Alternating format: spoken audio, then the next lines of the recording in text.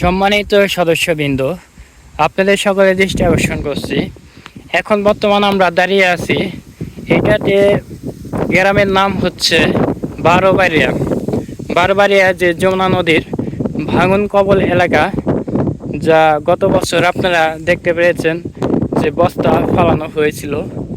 সেই বস্তা ফেলানোর পরে এই বারোবাড়িয়া গ্রামটাতে যমুনা নদীর রাক্ষসী কবল থেকে অনেকটাই সেভ হয়েছে।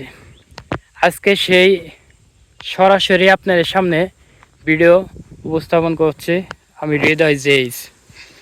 দেখেন, বর্ষার পানি এদিকে এসে বয়েছে, আর অন্যদিকে বারোবাড়িয়া গ্রামে যে যমুনা নদীর পাড়ে বেড়িবাঁধ নির্মাণের জন্য বস্তা ফেলানো হয়েছিল, এই বস্তাকে আরও মজবুত হয়েছে প্রাকৃতিকভাবে।